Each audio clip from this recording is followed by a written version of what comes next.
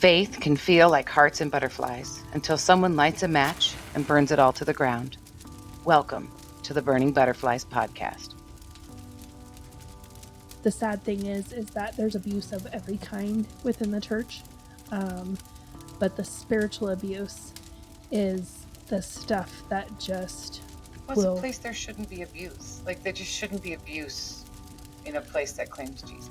Well, it ruins your soul. If you're new here, we suggest listening to our prologue episode first. This is the story of two women's journey through spiritual abuse and escaping from toxic church culture while finding hope in Christ. Sometimes it's just the facts, and if you get offended by it, that's a you issue. And if we can't be mature enough to have these conversations, even if some of the topics are difficult, then shame on us.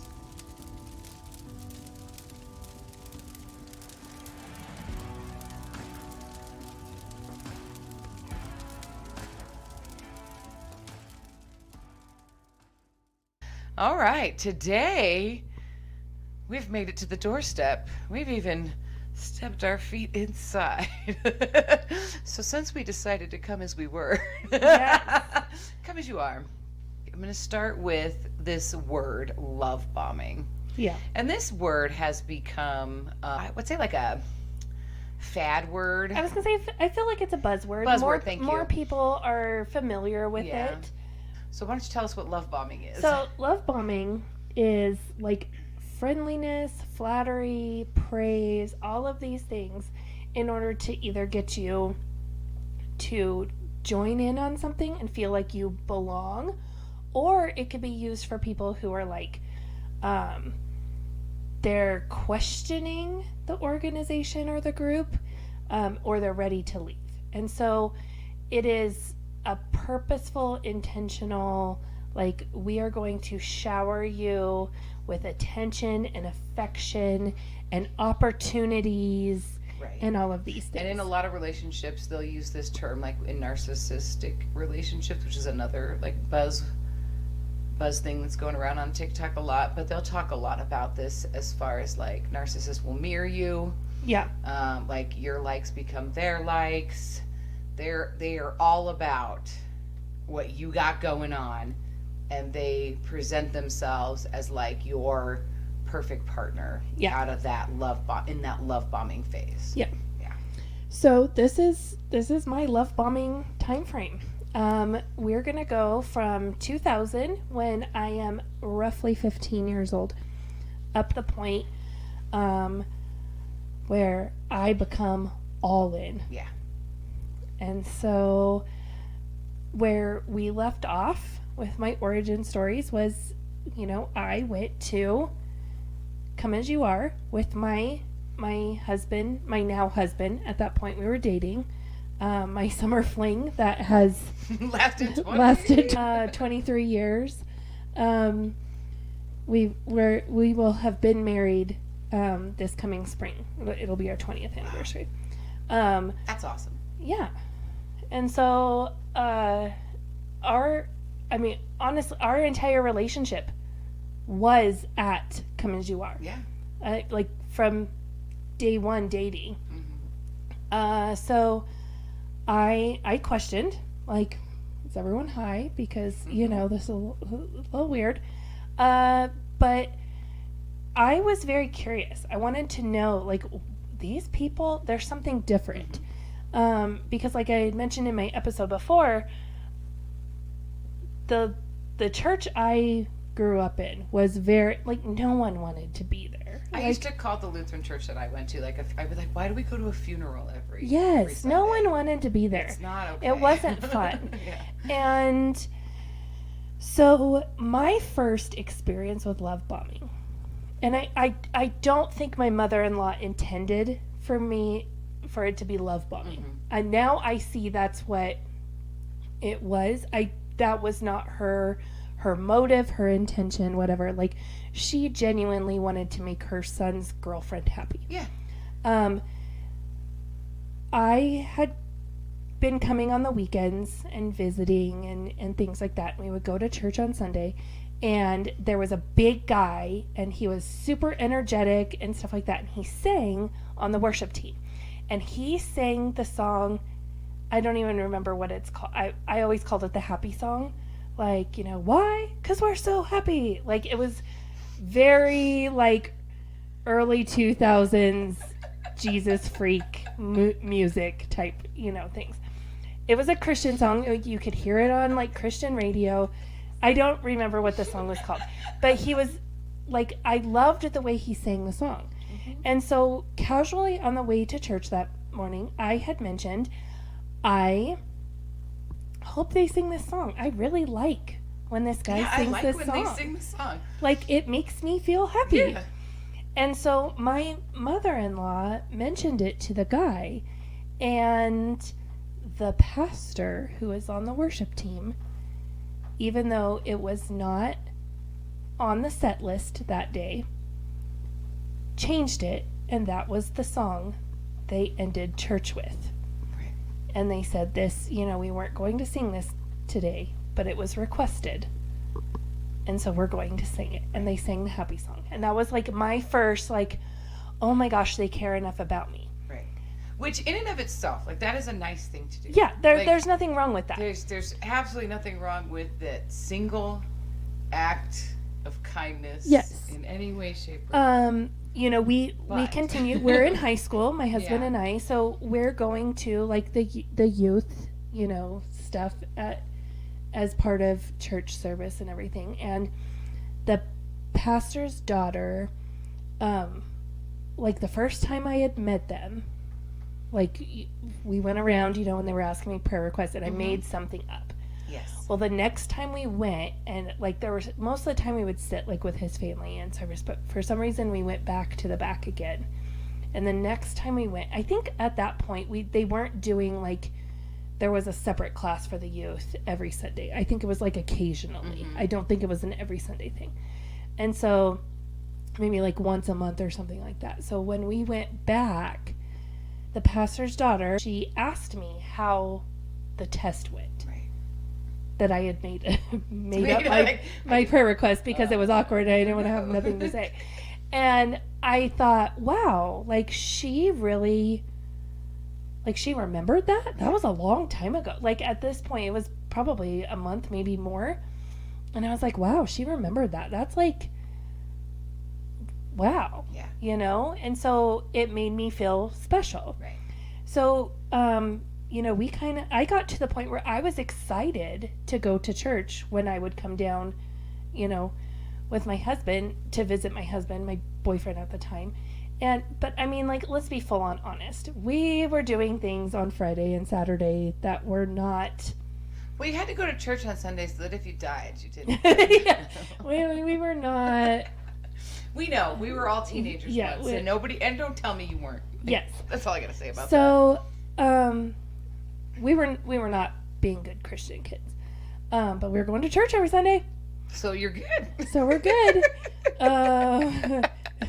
Oh, to be a teenager. So my husband is, goes to college.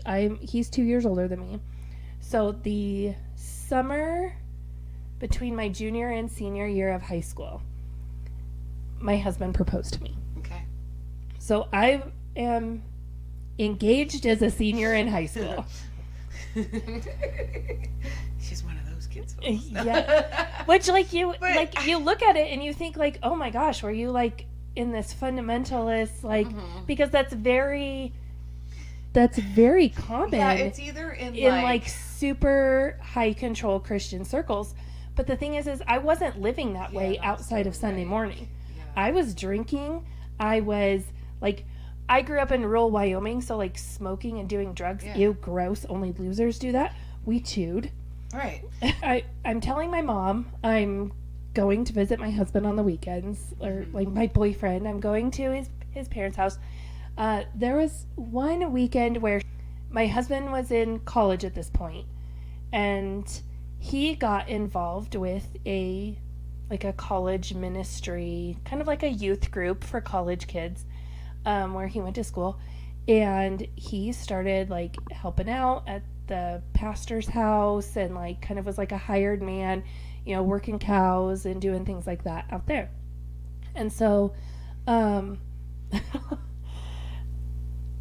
I told my mom I was going to my husband's parents' house for the weekend.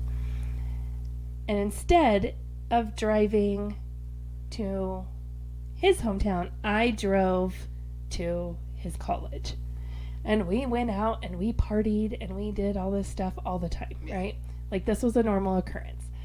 The one weekend I got caught, the one time I got caught is I told my mom we were going to be at my boyfriend's parents' house. And she called and I wasn't there.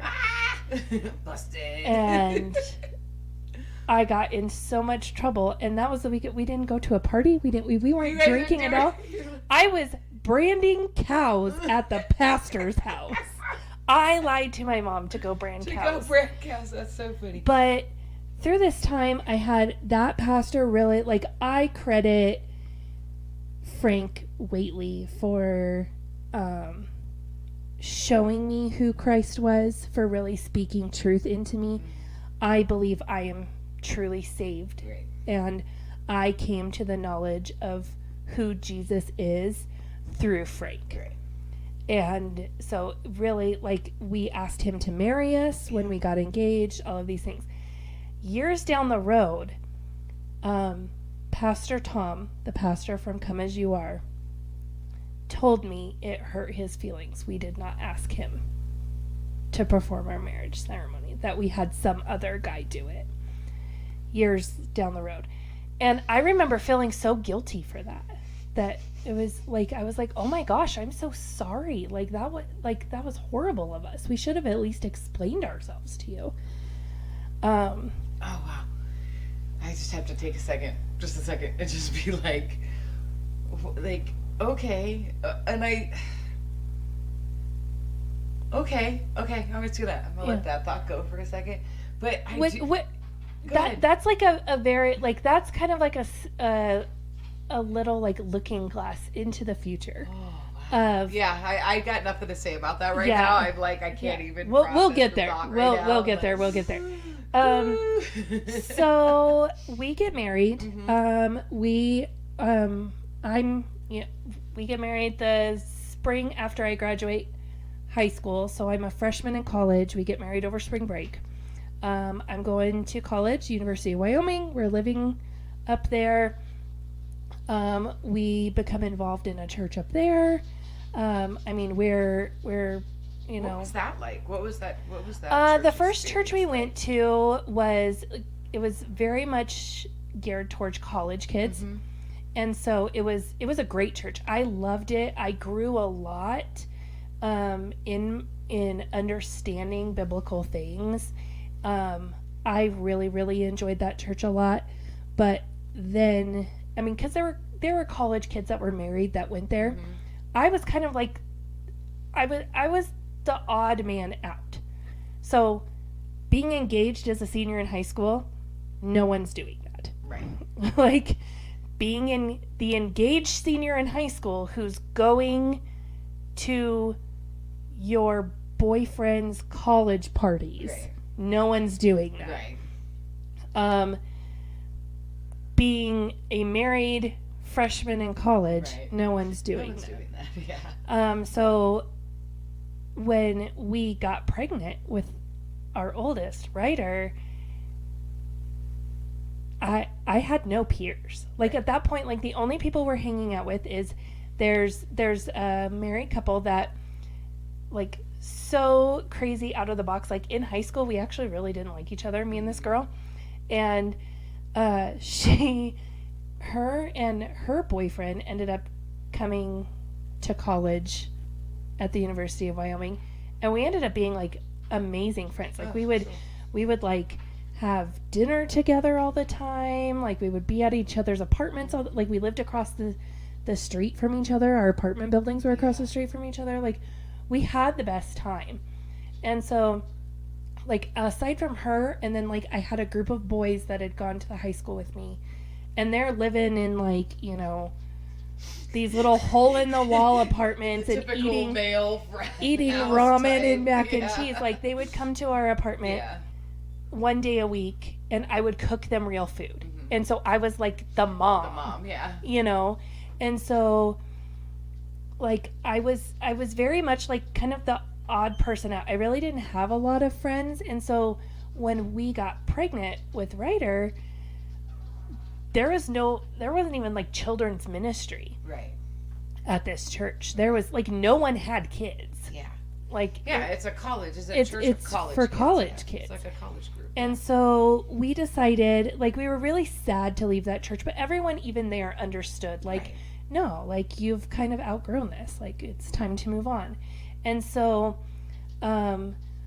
we ended up moving to a different church. And this church was, you know, that's where we dedicated Ryder. We went to a couple Bible studies, and like it was really good. And like even at that time, we were highly considering staying in Laramie. Like we were even looking at buying houses to just like we're just gonna live in Laramie. Yeah. I loved You're starting Laramie. to build a life. Yeah. That's good, yeah. Like I love the community, and it was so crazy because like, and I'm sure like other college towns are like this. Like it's when school's not in session, it's a completely different vibe. Yeah. You know?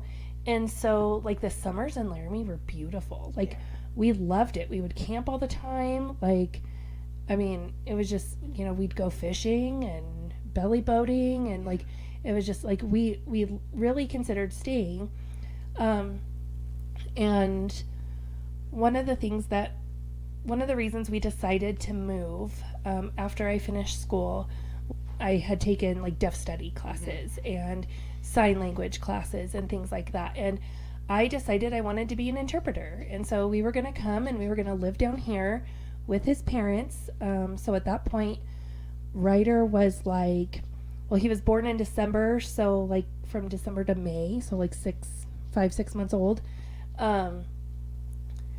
We were going to live with our baby in my in-laws' basement, and I was going to get my interpretation certification, and then we were going to go back to Wyoming, and we were going to probably live in Laramie. Mm-hmm. Like that was kind of the plan.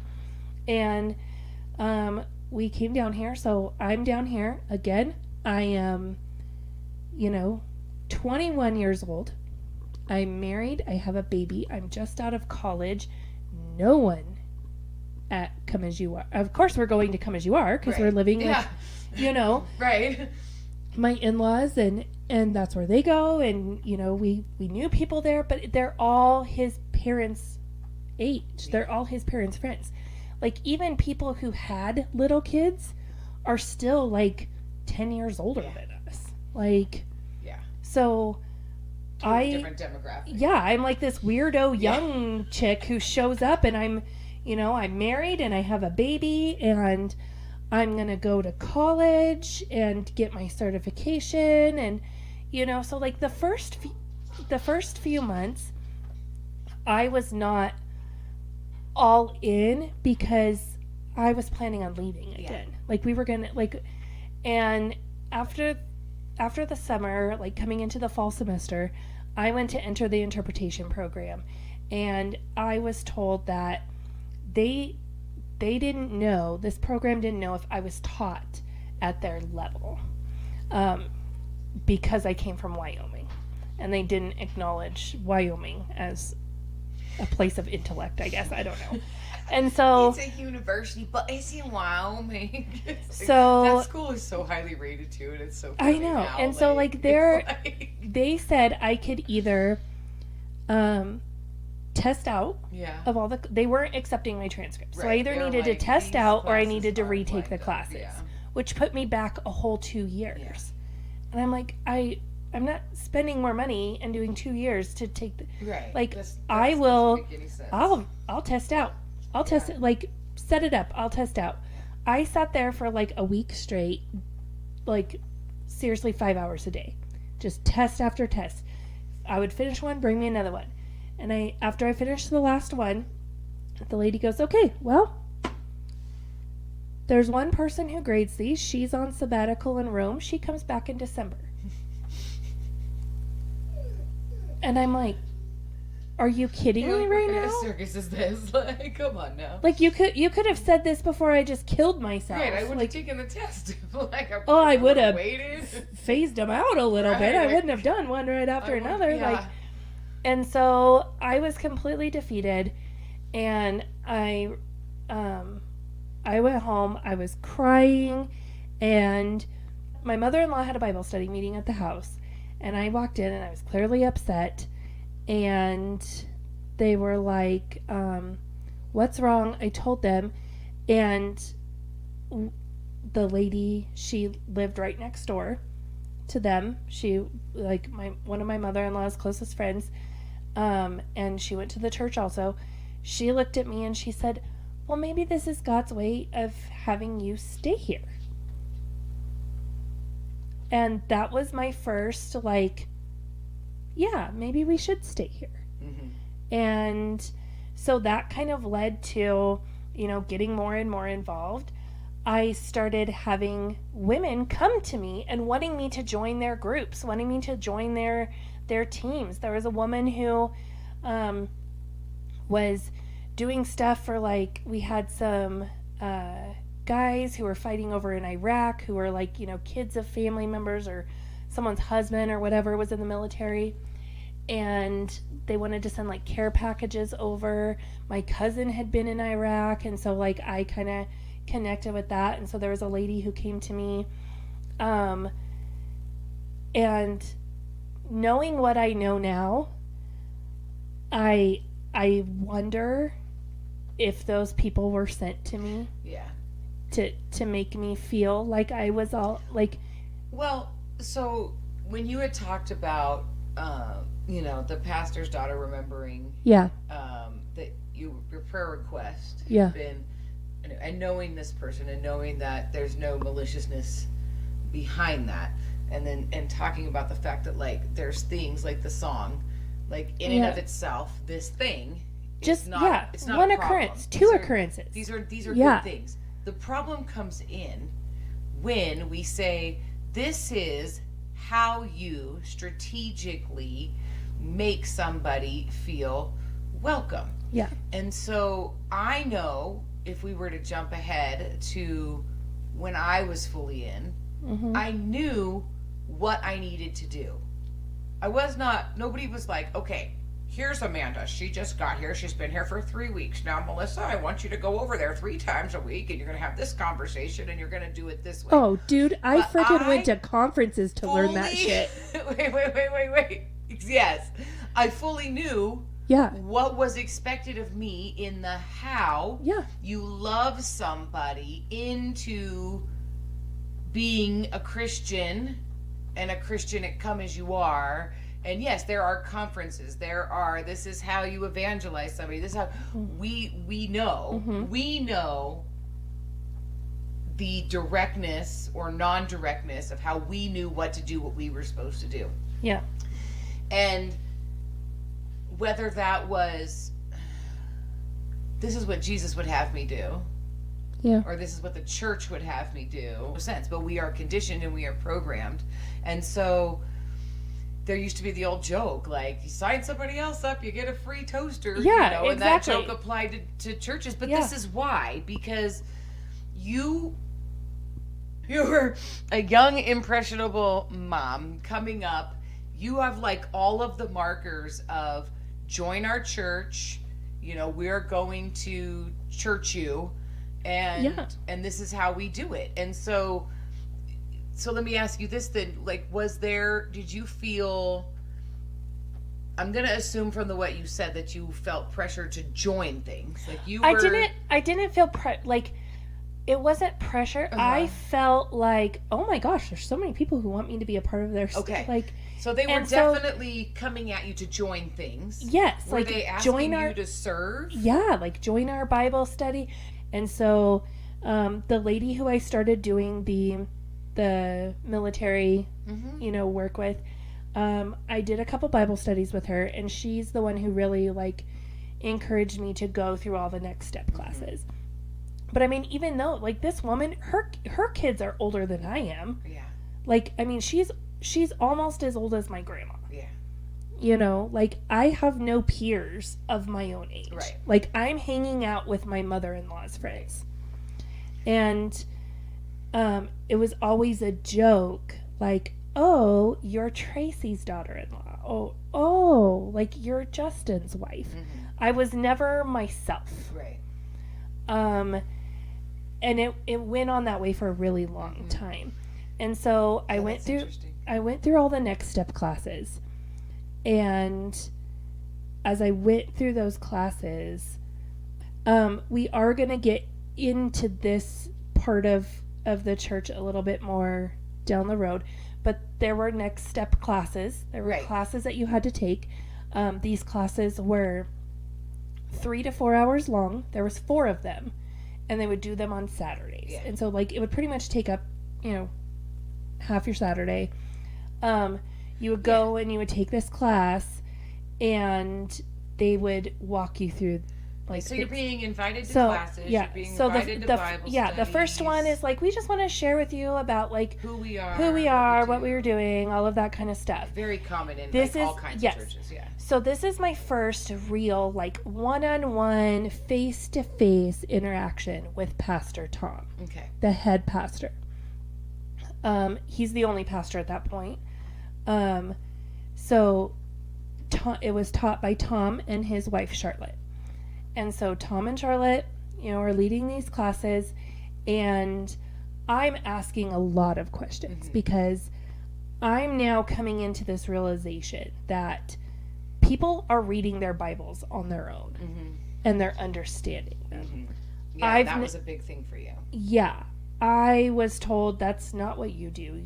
We have Bibles, and they're pretty and they're nice, and we can look up verses on Sundays, but the pastor tells you what the Bible says. You don't read it for yourself. You can't understand it. And so I was coming into this understanding that people were reading their Bibles and were, could hear from God through the Word of God on their own. And I was so intrigued by that. And so I took this class, and I asked so many questions, to the point where Tom stopped me. He's like, you and I are going to have to, like, sit down to get, like, I was holding up the class. Like, I was the person, I raised my hand, and everyone else in the class are like, oh my gosh. I heard about you several times. Can she just shut up? You were, like, then forever the example that was used on... Yes, like, we can ask questions, but we're not going to ask questions like this Amanda. One person at this one time, never a name. No, but that was me. There was this one person, this one time, and so we're not going to do that. You were forever the example. So I guess before you move on, like, my question is, what feelings did you have surrounding that, like? Coming from your church background into this new church experience, did you feel like at the time, like, wow, like, what was your feeling towards these people? Because it sounded when you said like they were bombarding you, like they were just constantly in your face, like trying to include you in stuff. So like, or did it feel more natural where it was just like, oh, this is how, like, this just, because you already said it was weird, they were all high, so when we came, like when we moved down here and we were like, we're not staying. Yeah. No one asked me to join anything. Oh, okay. See that? Because they were like, you're leaving. You're going to leave. You're just visiting. And then once I was open to the idea of staying. It all changed. Then I started getting invited. And so I assumed it was, oh, well, they've always wanted me to be a part of it. Right. But they knew I was leaving, so, and so I guess I just chalked it up to that. Now in hindsight, I do believe like people were sent, like try to get her involved in stuff like that. So I go through the very last class is all about using your spiritual gifts. And so there's a whole questionnaire, like pages long, where you write down everything. You write it down, anything you're good at. What did you major in college? What have you ever done for work? Like all of these things. Life inventory. Who are you? Yeah. I am 22. What have I done for work? I've done office work, like at the college, like work study type stuff. And I've babysat. Yeah. And I was a waitress in high school, you know? Like, and so I wrote all that down. I wrote everything down. And so what you had to do when you finished this class was you went and you had a one-on-one meeting with the pastor.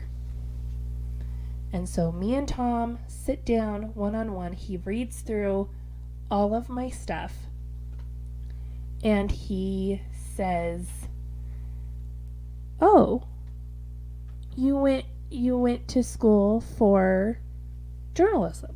Yes, I did. Journalism and marketing. Okay. Did you take any like website classes? And I said, "Well, I had to take one class, like a web design class as part of it, but like, you know, like I can code, not like, well, I would need like my book, like, you know, but like, yeah, I took a class." And he's like, perfect. The person who's been running our website, she's moving or something. I forget what she was doing. And she was getting a divorce. That's what it was. I remember now. She was getting a divorce, so we can't have her run our website. You can't be at the church. Yeah. Get a divorce. And so it wasn't me. You weren't there yet. I wasn't there. And so yet. she was moving, she was getting a divorce, all of these things, right? And so she couldn't do the website anymore. And so would I be interested in doing that? And then he brought up doing youth group because they needed, you know, another female to be a part of the youth group. At this point, his daughter and her husband had moved. They were in like another country on a missions trip.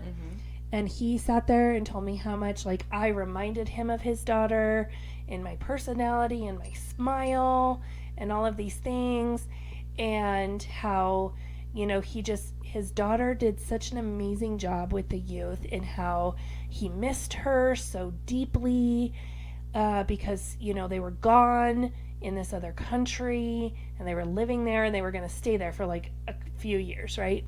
And he just really thought that this would be a great fit for me.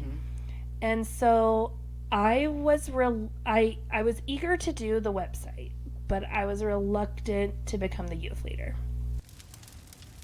Burning Butterflies is a listener-supported podcast. Today's episode was brought to you by our amazing supporters on Patreon. Follow the link in our show notes to learn how you can become a Patreon supporter too. Supporters get exclusive access to bonus content each month, including outtakes, cut content, and supporter-only episodes. If you've enjoyed this episode, please leave us a rating on your listening platform. Burning Butterflies is a production of Asha Media. Thank you for listening.